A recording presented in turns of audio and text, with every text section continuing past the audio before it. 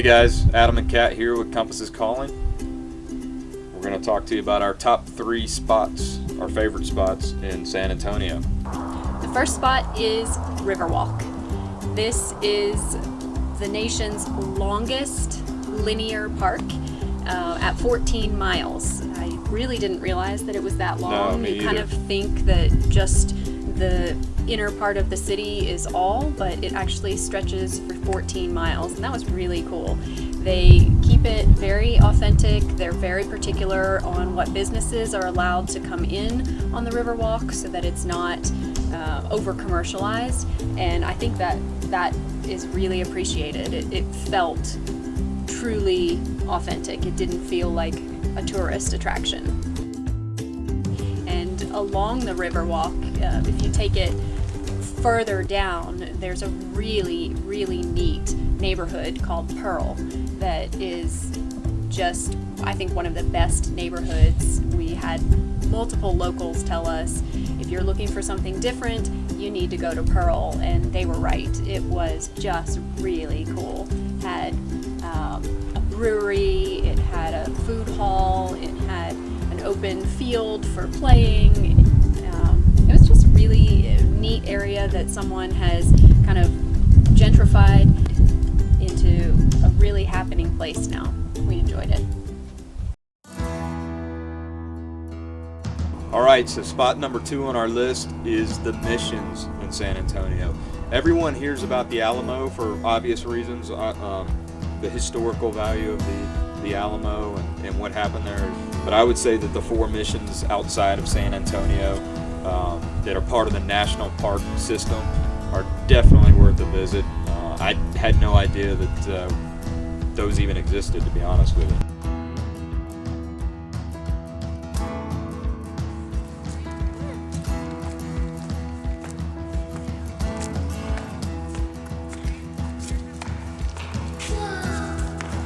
And these date back to the 1700s, early 1800s, and they were very well preserved. They were really neat and had really great stories. And of course, since they're part of the national park system, they had a junior ranger program, and it was neat to see the different missions. They're about 4 miles south of San Antonio, and they run in a line down straight from San Antonio. So these are where people stopped and on their way along the trail.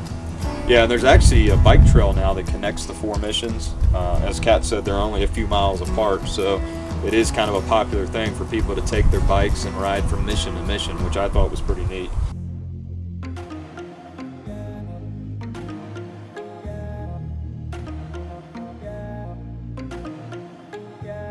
If you're in the San Antonio area in the next 6 months, you definitely need to see this art installation that happens at the San Fernando Cathedral.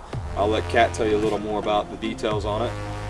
It's, I think it's called the San Antonio Saga, or San Antonio the Saga, and it tells the story and the history of San Antonio from the time of the Indians all the way through to today. And what's really neat about it is it's told in an art installation. It's a laser show, and an artist has actually projected these images onto the facade of a cathedral. So it's 200 feet tall and 150 feet wide. Yeah. Gorgeous colors. It's set to music, and it's just incredible. If you can stay up late enough, I think that's the only drawback to it, is the shows are 9:30, 10. 9:30, Okay, 10 o'clock. yeah. Really late. Way especially- past my bedtime. Especially if you're not staying in town, and we happen to be staying about an hour outside of town, so it was a long night for us. It was 100% worth it, and I would highly recommend Yeah, this.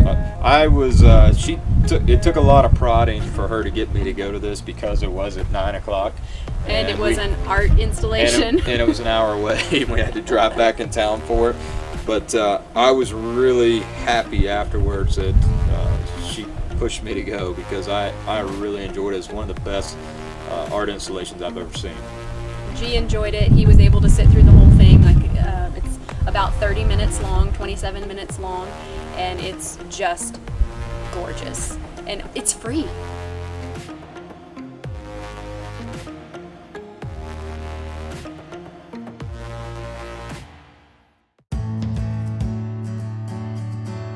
each town we go to, we try to incorporate a learning day, and the children's museums in town really have a lot to offer in that respect. We have an ASTC pass that gets us into 400 museums nationwide and worldwide, and we have gotten our money's worth out of that Absolutely. pass. This one had something a little bit different. It had some recording studio type things. Yeah, so that was really cool. he was able to do some stop motion and learn about that. He was able to record himself telling a story, and you can actually email it to yourself after you're done. So that was pretty fun. And then it had a really great playground outside that we must have spent an hour to an hour and a half on. So that was really fun. And it's something, again, we like to do in every city that we go to, and we have been more than happy with each one. Again, this week we had pretty rotten weather. It's really actually been unseasonably cold for the area, so we were pretty surprised. Kind of the point of us going west and staying south was to stay as warm as possible, and we've been surprised at every turn. It's been a lot colder than we thought. We had snow this week, we had ice, we had temperatures in the teens, we had frozen pipes. It's been fun. And actually, despite the weather, San Antonio's turned out to be one of our favorite spots so far in our favorite cities. So far in Texas, we visited Houston, Austin, San Antonio, and by far, San Antonio has the most authentic feel of any of those cities. That wraps up our trip to San Antonio. Thanks for joining us this episode, and we look forward to next week being able to share some of our trip from Big Ben. See you guys. Bye-bye. From up here, the world seems small. We can sit together. It's so beautiful, you and me. We meant to be in the great outdoors, forever free.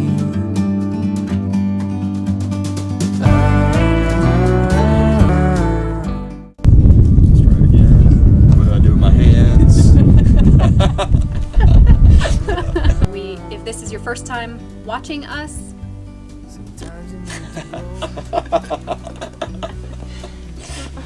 Guys.